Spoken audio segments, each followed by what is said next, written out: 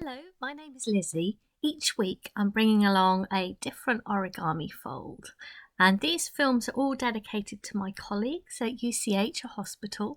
So they're dedicated particularly to staff for self-care, but also they're for anybody at all, anybody who feels that they would benefit. We all need that attention to well-being during this time, and looking after ourselves means we can also manage this obviously anxious and difficult time. So I really hope you can join me, whoever you are.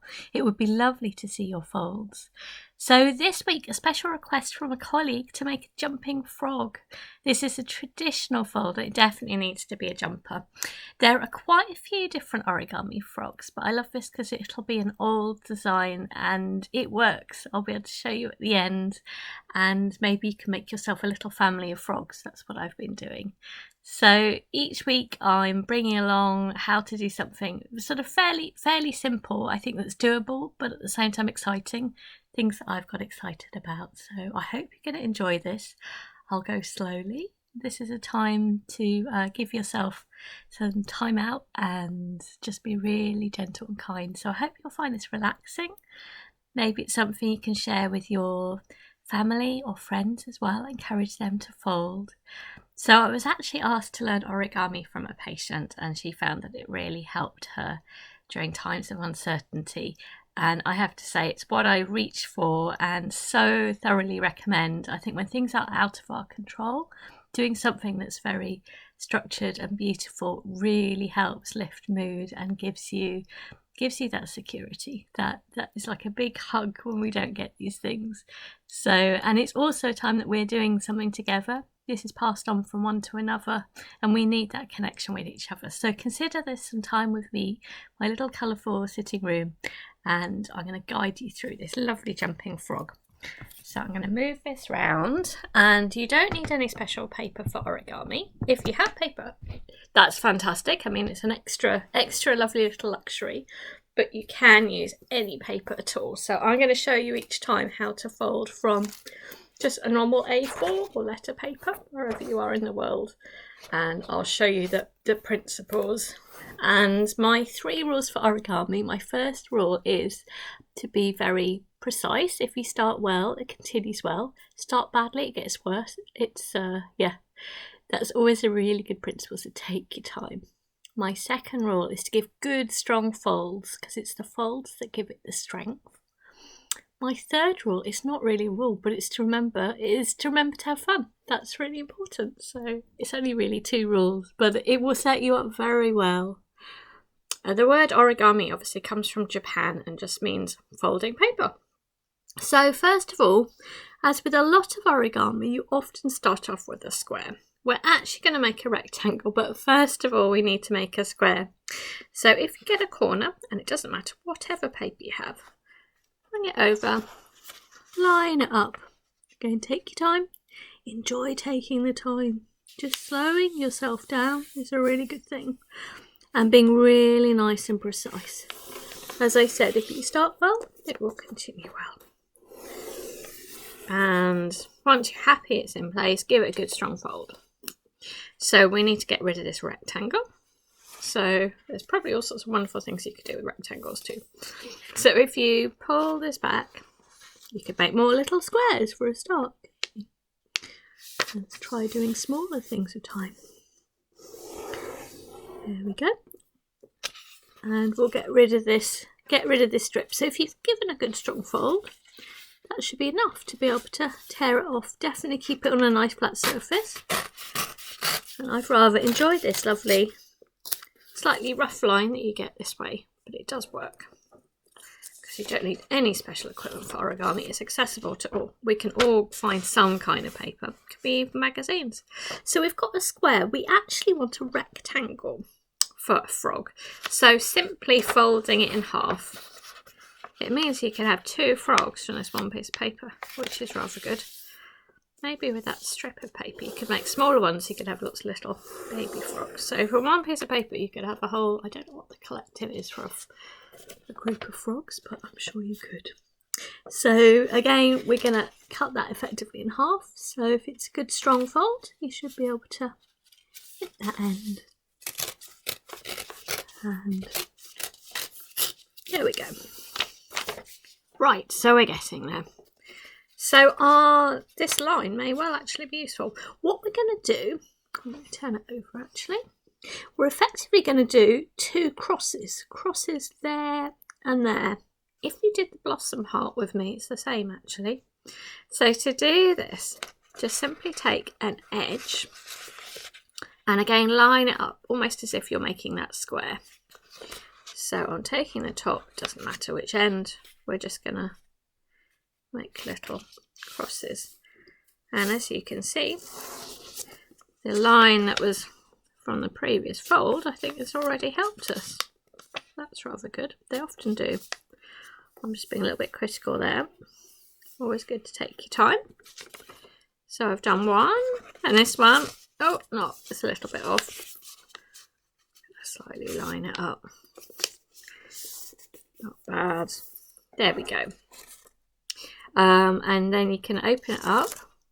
So, and we're going to do the other diagonals for both sides. So effectively it's just 2 crosses. Doesn't matter which order you're doing this in. All you're doing is the principle of taking an edge and lining it up. So you're going to make 2 little perfect crosses. I find it quite useful if I keep the other bit closed because it actually is a little bit of a marker. This isn't perfect, but it's good enough. I think the important thing of origami is also that you're trying to aim for perfection if you can. That's never possible, is it? So just do your best and be kind with whatever you're doing. I need to do another one because we're making that cross, so taking a corner. It's all very sort of spatial, and I guess it's all rather mathematical really, but it's a wonderful thing for your brain to exercise. This is effectively a workout, I reckon, and it's good because when you're doing something a little bit difficult, a little bit focused, it means you forget everything else, and that's, I think, is a really good active way of relaxing. So hopefully you've got 2 crosses like this. I mean, I love that already as a shape, it's beautiful. So what I want you to do now, you can see this sort of, the crosses are this way so that they're coming up, is to turn it over, and I want you to do a line through the middle of these crosses, a straight line. So I turned it over and it will help for the folding up.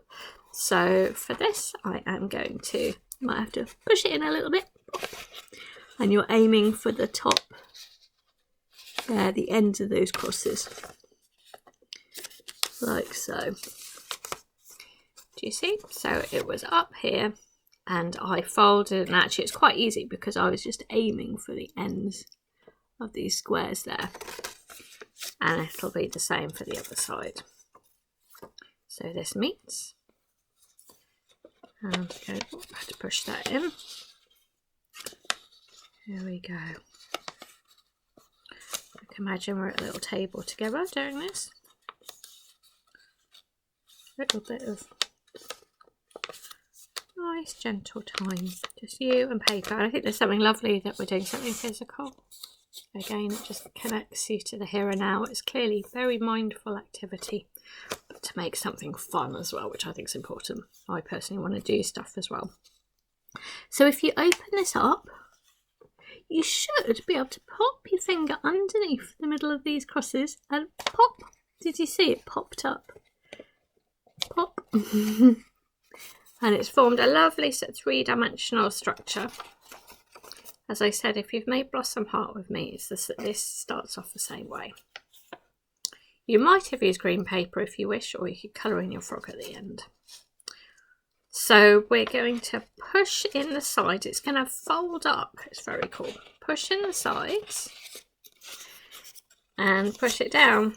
Do you see? It's folded up, which is why I was keen to make sure that you folded on the different sides of the paper, because it just makes it easy. It's all about these directions. It's engineering, really. And again here, pushing the sides in, pushing it up. So it looks like a square. It's almost like an amazing box because you've got different layers in there. Yeah, that structure. It's very cool. There we go. So our next step, I do encourage you to enjoy every step, because I think it's a beautiful thing. Play around with, maybe you'll do something else with it. So this top little corner, you've got these sort of flappy ends. I'm going to aim for that corner there. And it's sort of keeping the square going, I suppose. We're keeping it all in that square. These will actually become the legs for the frog.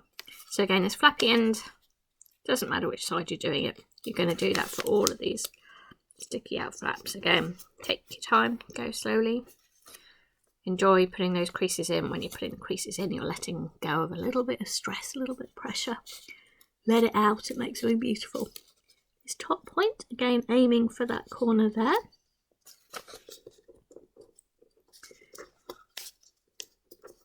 And I think this is a great thing for all ages. If anything, obviously it's a bit easier for adults, but it's a good old challenge. You will find if you're at all kind of restless, don't know how to relax, this is something you can really get stuck into. This little corner, bringing up here.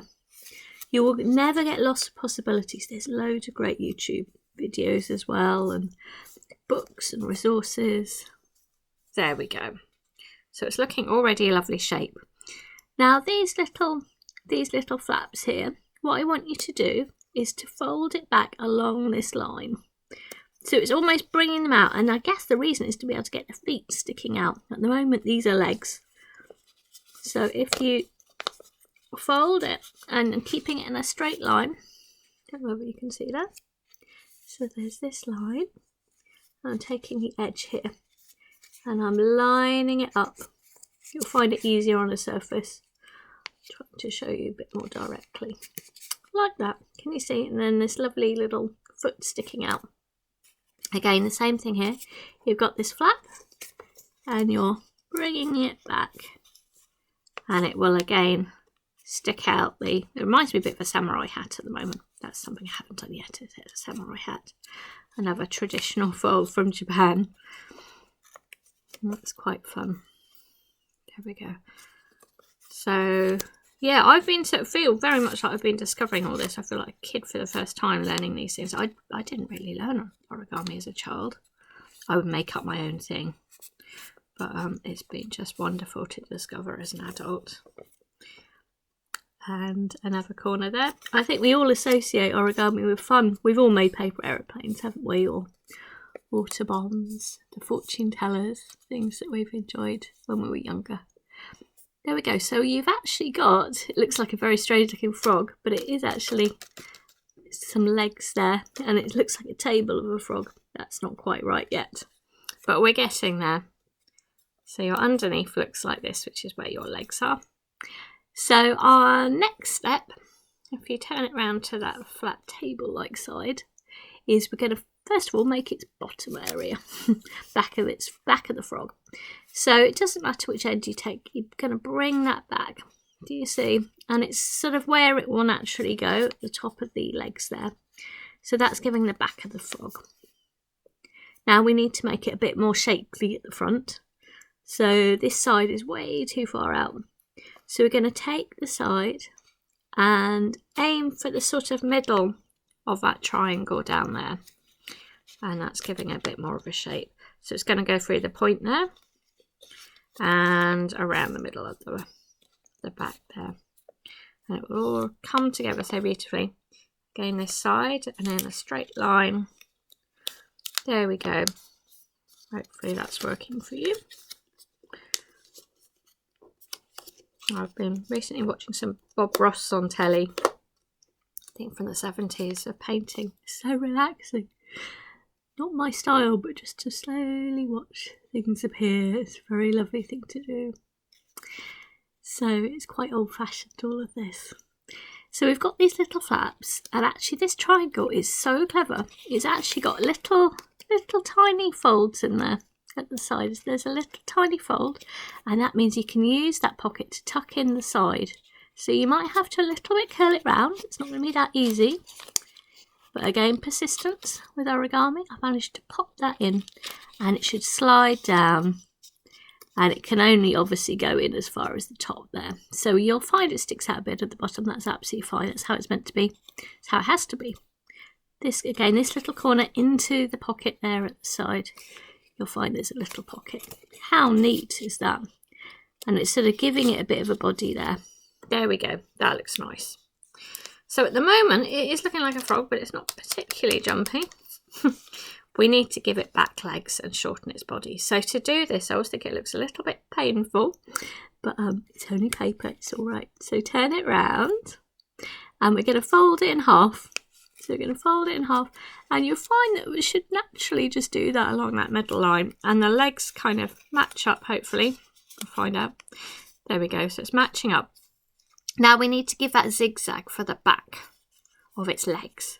So taking this, it'll be a little bit tough because there's quite a few layers of paper there, and we're going to bring it back to the bottom there, so it's giving a zigzag. Now make sure, if anything, that this slightly sticks out rather than sticking in. I'll try and explain, but it will jump better that way. So we're trying to fold it in half. It's not particularly easy. I'm putting my fingers in there and I'm aiming to get it down to this line. And if you've got a choice at all, make sure this really is slightly sticking out over there, just, or at least matching up, but don't have it sitting back, or it'll be very hard to get to jump. Hopefully that should work.